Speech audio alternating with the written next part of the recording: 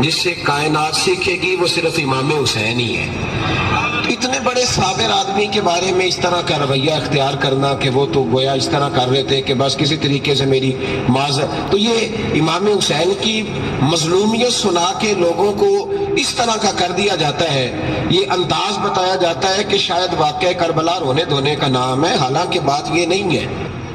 یزید کی لشکر جو امام حسین کے مقابلے میں آیا، امام حسین کے لشکر کی تعداد 72 تھی، تو یزید نے 22,000۔ مجھے بتائیے 72 کا 22,000 سے کوئی مقابلہ ہوتا ہے؟ عمر بن سعد نے پھر عبید اللہ ابن زیاد کو لکھا کہ 22,000 بندے تھوڑے ہیں، کچھ بندے زیادہ بھیج۔ تو عمر بن سعد کو عبید اللہ ابن زیاد کہنے لگے کہ تو پاگل تو نہیں ہو گیا، 72 کے لشکر کا 22,000 بھیجا، اور کتنا بھیجو؟ تو اس نے کہا تمہیں یہ نہیں پتا یہ لوگ کون ہیں؟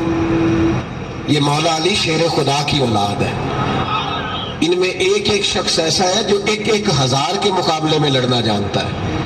تو یہاں کمزوری دکھائی جاتی ہے، ہمارے بچے سمجھنے لگے ہیں کہ یہ شاید کوئی ایسی داستان ہے، اور اس طرح کا ماحول ٹی وی پہ میں دیکھ رہا تھا، اس طرح کا ماحول بنایا جاتا ہے جیسے کوئی خوف ہے، یعنی واقعہ کربلا کوئی ایسا واقعہ جسے دیکھ کے خوف طاری ہو جائے، بچے راتوں کو ڈریں، وہ اکیلے درخت دکھائے جا رہے ہیں اور تیر دکھائے جا رہے ہیں۔ او یار کیا قوم کی تربیت کر رہے ہیں؟ واقعہ کربلا حوصلے کا نام ہے، دلیری کا نام ہے۔ سنیں بات اصل میں کیا تھی، بڑے ٹھنڈے دماغ سے میری بات کو سمجھیے گا۔ حضرت مولا علی شیر خدا کے بعد مسلمانوں کے متفقہ امیر بنے تھے حضرت امیر معاویہ۔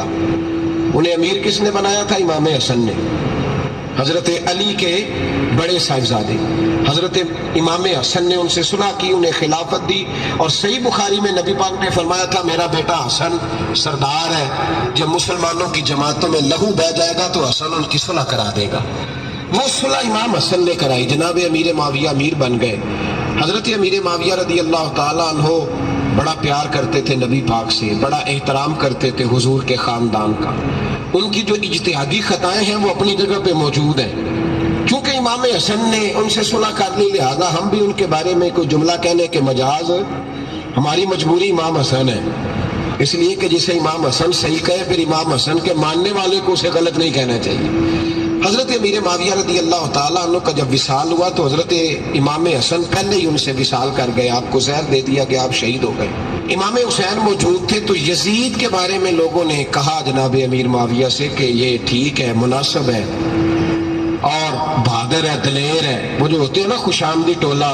تو حضرت امیر معاویہ کے گرد بھی کچھ ایسے لوگ تھے، انہوں نے آپ سے کہا کہ یزید کو نامزد کر دیں، تو آپ نے یزید کو بلایا، حوالہ مجھ سے دیکھ لیجئے گا، بلا کے فرمایا کہ 3 بندوں کے سامنے اپنی خلافت پیش کرنا، اگر وہ تجھے مان جائیں تو امیر بن جانا، نہ مانے تو چپ کر کے گھر بیٹھ جانا۔ وہ 3 بندے کون ہیں؟ جناب عبداللہ ابن عباس، حضرت عبداللہ بن زبیر اور امام حسین رضی اللہ تعالیٰ عنہ۔ یہ وصیت فرمائی جناب امیر معاویہ۔ حضرت امام حسین کی وہ شخصیت تھی کہ مشکات میں حدیث ہے، نبی پاک صلی اللہ تعالیٰ علیہ وسلم کی چچی جناب ام فضل صبح صبح گھبرائی حضور کی بارگاہ میں آئیں، عرض کی یا رسول اللہ صلی اللہ علیہ وسلم آج میں نے عجیب خواب دیکھا ہے، میں ڈر گئی ہوں۔ حضور نے فرمایا چچی کیا دیکھا؟ عرض کی حضور میں نے دیکھا ہے کہ آپ کے وجود کا گوشت کا ایک ٹکڑا کٹ کے میری جھولی میں آ گیا ہے۔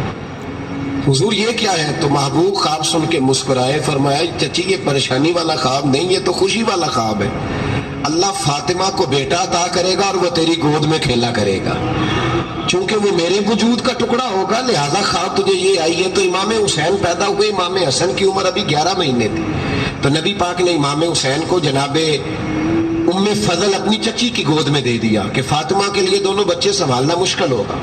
وہ خواب اس طرح پوری ہوئی۔ امام حسین سے حضور نے بڑا پیار کیا، بڑی محبت فرمائی نبی پاک سے۔ کچھ حدیثیں میں نے جمعے میں عرض کی تھیں، حضرت ابو ہریرہ رضی اللہ تعالیٰ عنہ کہتے ہیں یہ واحد بچہ تھا حضور کے گھرانے کا کہ میں نے دیکھا کہ نبی پاک صلی اللہ علیہ وسلم بیٹھے تھے تو یہ حضور سے کہہ رہے ہیں، نبی پاک سے کہ نانا جی اٹھ کے کھڑے ہو، کہتے ہیں حضور کھڑے ہو گئے، تو کہنے لگے میں نے آپ کے برابر جانا ہے۔ بچے جو مرضی ضد کر لیتے ہیں نا، قد چھوٹا تھا، عمر 7.5 سال تھی، کہنے لگے نانا میں نے برابر جانا ہے، تو نبی پاک صلی اللہ علیہ وسلم نے ہاتھ پکڑ لیے، فرمایا چل پھر ہو جا برابر۔ تو حضرت ابو ہریرہ کہتے ہیں انہوں نے حضور نے ہاتھ پکڑے اوپر کھینچا تو امام حسین نے پہلے اپنے پیر حضور کے گھٹنوں پہ رکھے، پھر نبی پاک کے سینے پہ رکھے، اور جب ان کا قد سر تھوڑا سا حضور سے اونچا ہو گیا تو محبوب فرمانے لگے چل بس کر، تو نے تو کہا تھا آپ کے برابر ہونا ہے، تو اوپر نکل گیا ہے، چل بس کر۔ فرماتے پھر امام حسین نے زبان باہر نکالی تو محبوب ان کی زبان چوسنے لگے، پھر ساتھ لٹا لیا اور انہیں سونگھنے لگے۔ تو میں نے عرض کی حضور آپ حسین کو سونگھتے کیوں ہیں؟ تو فرمایا ابو ہریرہ مجھے حسین کے وجود سے جنت کی خوشبو آتی ہے، مجھے حسین کے وجود سے جنت کی۔ ایک دن حضور گزر رہے تھے، اصل اس طرح تھا کہ یہ نبی پاک کا حجرہ تھا، جن لوگوں کو اللہ نے مدینے کی زیارت کرائی ہے وہ جان سکتے ہیں، نبی پاک کا حجرہ تھا تو حضور کے حجرے کی اس جانب یعنی مسجد کی جو بالکل سیدھ ہے اس کی بیک میں سیدہ فاطمہ رہتی تھی۔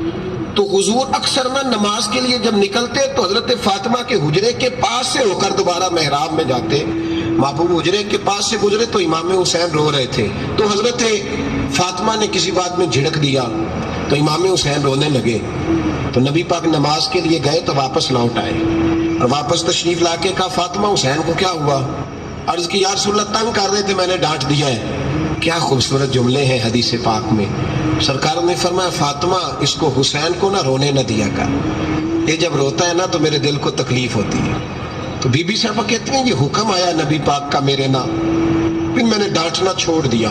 یہ ان کے فضائل تھے، ان کی تربیت خود نبی پاک نے فرمائی، خود ڈیوٹی۔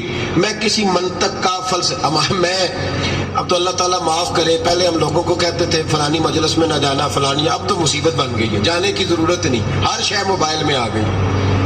مجھے بھیجتے ہیں کہتے ہیں حضرت صاحب یہ ذرا سننا، یہ ذرا سننا، کل کراچی سے کچھ مہمان آ گئے اور بچوں نے وہ کلپ سنبھال کے یہ مولوی دیکھو کیا کہتا ہے۔ اب آیتیں پڑھی جا رہی ہیں قرآن پاک کی، اتنا ٹکڑا یہاں سے لیتے ہیں، اتنا ٹکڑا یہاں سے لیتے ہیں، وہ ملا کے پتہ نہیں کون سا مکسچر بنا رہے ہیں، کسی آیت کا ترجمہ نہیں، کوئی واضح حدیث نہیں، ایسے ہوا ہوگا پھر اس کو اس سے جوڑ لیں تو کیا بنتا ہے، اتنی جمع کر، یہ کون سا دین ہے جو توڑ مروڑ کے بیان کر رہے ہیں؟ کون سا مذہب ہے؟ دین تو واضح کھلی کتاب ہے،